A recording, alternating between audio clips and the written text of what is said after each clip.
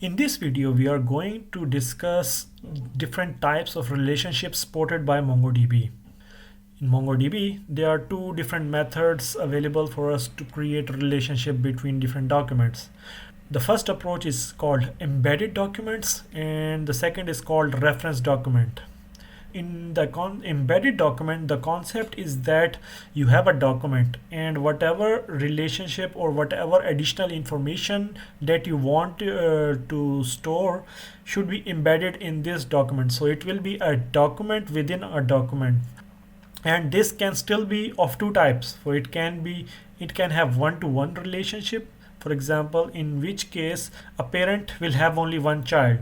For example, let's say we have a user called Nimesh, and then we have his address, but since his address has kind of additional information like street, city and house, then it become a complete one document.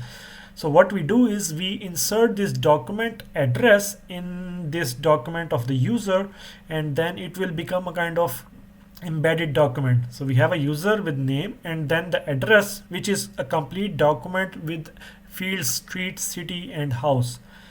There can be one to many relationship also. For example, let's say you have one parent but it has multiple document assigned to it. So in that case, for example, let's say we have a user Tanas, and then that person has a hobby of reading, programming and running. So the idea here is that there are many child available for this document. So there are multiple documents which has been embedded. For example, name reading is one document, name programming is one document, name running is one document. So there are three different documents which are embedded inside a one document, which is a user document with the name Tanas. So they are kind of one to many relationship between parent and the child. So this way you can embed document within a document, and this is a preferred approach of doing embedding or performing relationships in MongoDB. This way all the required information is still in the same collection, so it will be easier to query the documents, or it will be easier to perform find operations on the collections when all the information is available in the same collection. MongoDB support referencing also. For example, let's say in order to explain this, I have created another collection called groups, in which the names of the groups has been added. So we have group ID, which is 1 2 3 4 5, and the name of the group. And now this information of the group is referenced in the students collection. For example, if you remember, in students collection we have student name, program and the group ID. Now what we can see here is that this group information act as a reference. So the group 1 is act as a reference to the one of the collection, one of the document in the groups collection. So, and we can perform the similar join operation between these two collections. And how we can do that, there is a method, or there is a function called aggregate. So what this function do is that in this function aggregate, you need to specify in which document you are going to look up. For example, let's say we want to get the list of all the students who belongs to the next generation group.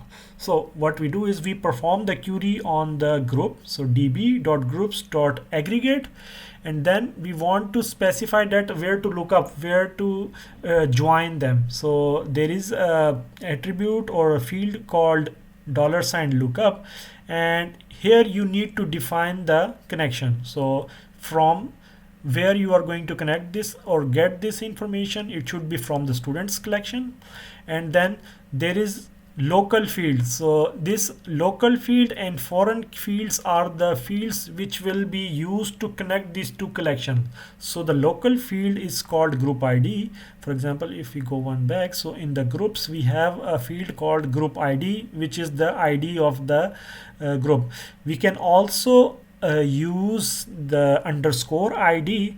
Then in that case we have to specify in the students collection group, not one but the object ID. This whole object ID needs to be referenced. There is another option. We can also design our own underscore ID. For example, if we during the insertion, if we say underscore ID 1, then id will has a value 1 and there will be no auto generated id assigned to it. This way we can also have our own id, but in that case we have to make sure that the value of this id is unique. How we are going to connect it is that since we are querying the groups database collection, then our local field is group id and the foreign field is group. So if you see that local field is group id and the foreign field is group, and we have another option as.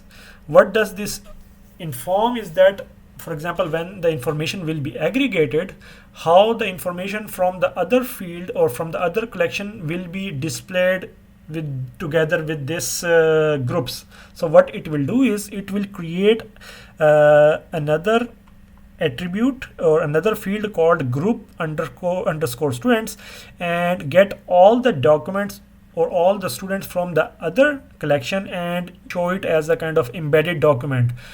And we will see when we will execute this query, you will see that how it will looks like. And then you can specify additional criteria. For example, there is a field $match which can be used to specify the criteria. For example, name should be NXGen, so because we want to see all the student who belongs to NXGen. Once we execute this query, we will see a result something like this. So this is the default data of the group. So object id, group id1, name, NXGen. So this is the data which is already available in the groups collection. What additionally this query will do is that it will create a field group_student, and then it will be an array of so it will create one-to-many relationship embedding, and then it will embed all the students that matches this criteria. And then, for example, here we have 4 students who belongs to group 1 are available to you as a kind of embedded documents in this result. This way you can do a relationship.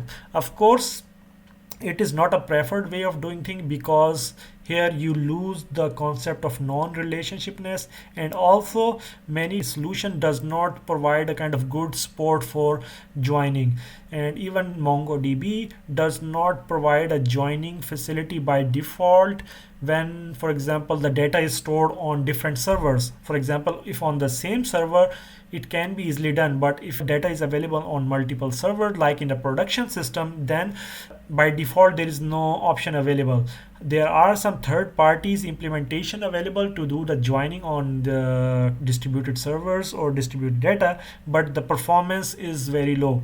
That is why it's not a preferred way of joining the data. So if you want to have a joined data, it's always good to go with the embedded document approach.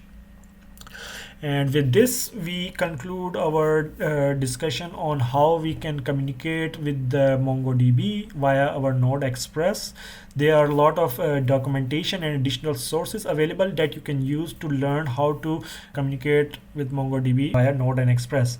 Since in your projects you are not going to use Node and Express, so I will give you a kind of very brief example how this can be done in Flask, but we will discuss this in more detail in the student presentations of the Flask, how the MongoDB is connected. And I will not go into the detail, but I will only show that it is a simple approach also in, for example, in Flask.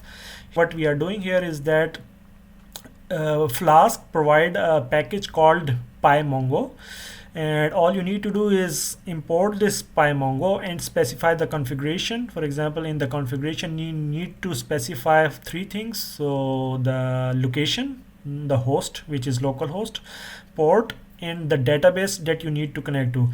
With this URL, what you do is you will connect to the MongoDB database, and then all you need to do is generate the query. For example, mongodb.db.students. So this is the collection name.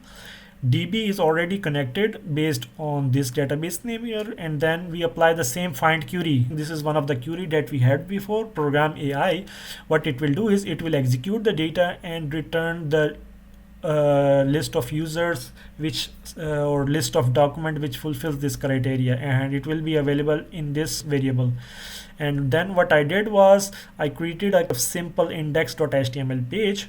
What it will do is it will iterate through the record and then show this information on the HTML page.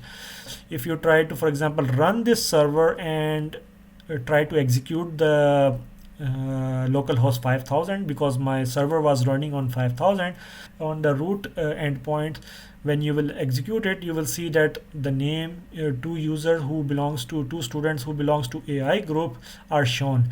This AI underscore students contains all the data because we did not apply any kind of projection. But since we are only displaying student.name, student.program and student.group, that's why only these three things are shown. So you need to add some additional packages if you want to return the whole JSON object. But since I just wanted to show how easy it is to perform or connect with MongoDB even from the Flask, that's why I just went with the simple example. We will go into more details of how to connect with MongoDB in the Flask lecture. In the next video, we are going to see the different pros and cons of MongoDB and try to compare this MongoDB with other additional similar technologies, followed by a setup guide.